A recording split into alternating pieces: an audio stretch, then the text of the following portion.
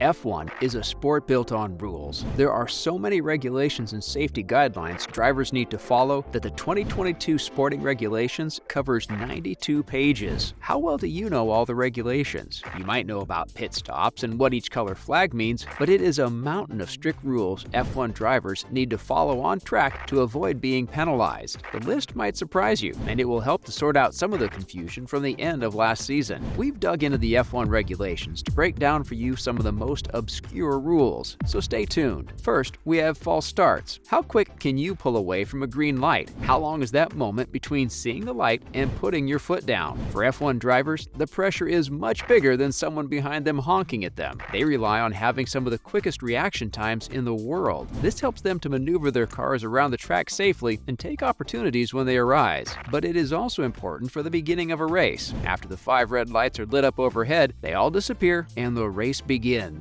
It's lights out and away we go, as Crofty says. This is one of the most exciting parts of the race. It is a huge advantage to get a good start, and that means having razor-sharp reactions. But what happens if a driver starts too early? Normally, if a driver commits a false start or a jump start, then they can be given a 5-second, 10-second, drive-through, or 10-second stop-and-go penalty. But both Sebastian Vettel and Valtteri Bottas have had false starts in recent years, and both managed to avoid penalties. This was because they stopped after realizing their mistake and ended up at a huge disadvantage when the rest of the drivers started correctly. In 1999, at the European Grand Prix in Germany, a record 5 drivers jump-started when the lights malfunctioned. Instead of disappearing, the red lights stayed lit, but the drivers at the front of the grid were so eager to get away that they started without the signal. Because it was a malfunction, the race was restarted without any penalties. Stick around to learn about the confusing regulations that caused so much confusion at the end of last season and how one driving being lapped 43 times led to some rule changes. Next up, speeding tickets. What's the most expensive speeding ticket you've ever received? It may have felt like a fortune, but it's probably nothing compared to speeding fines for F1 drivers. For most parts of an F1 race, there is no speed limit. Drivers are trying to go as fast as possible to overtake each other and win the race. However, there are exceptions where drivers must reduce their speed to ensure safety. This includes under a safety car and in the pit lane.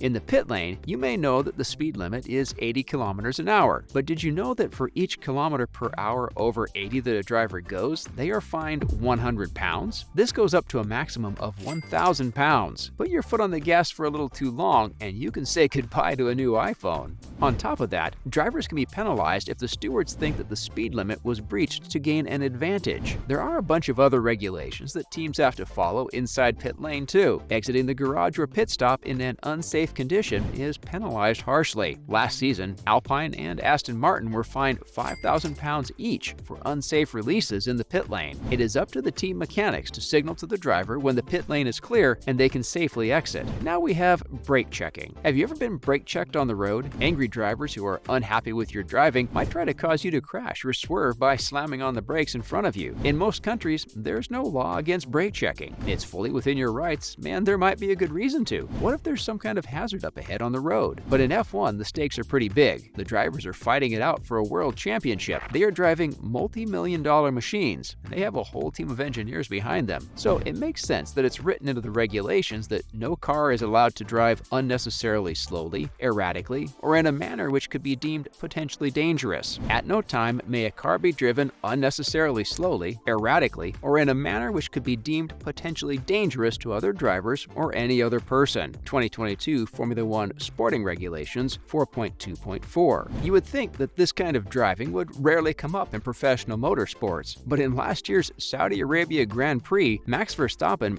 brake-checked Lewis Hamilton, causing Hamilton to crash into the back of the Red Bull. For the incident, Verstappen received a 10-second penalty after the stewards determined that Verstappen was predominantly at fault. It was a rare incident where slow or erratic driving was an issue. It is much more common these days to have racing incidents or issues with track limits. But it just goes to show that even at the highest level of motorsport, drivers can be just as petty as the drivers we all encounter. Next, after the safety car. The moment when a safety car is called back into the pit is a breath of fresh air. We are finally ready to get back to racing. The message, "Safety car in this lap," is displayed, and then we all wait for it to disappear. What happens then is that all cars must wait to pass a designated line to begin racing again. This is what caused some confusion at the 2021 Abu Dhabi Grand Prix. In the thrilling thrilling final lap, both Hamilton's Mercedes and Verstappen's Red Bull were stuttering at the line in suspense. Hamilton was trying to get an edge on Verstappen so that he could pull away ahead of him. But what are the actual regulations? What do the rules say about what is meant to happen after the safety car is called back into the pits? Under 4.12.13, the first car in line behind the safety car may dictate the pace. This is a fairly strict rule, but many were confused by it in the final race of last season. It seemed like Verstappen was creeping ahead of Hamilton at times, and in Mercedes' first appeal, they claimed that Verstappen had overtaken Hamilton under the safety car. But after review, this didn't seem to be the case. There was no clear advantage gained by Hamilton there. It did show how the regulation can be confusing. How long is the leader able to dictate the pace for, and how slowly are they allowed to go? At times, it seemed like they were both virtually stationary. For both new and old F1 fans, these kinds of regulations can be difficult to follow. So, if you were confused by the final race, don't worry, we all were. Next,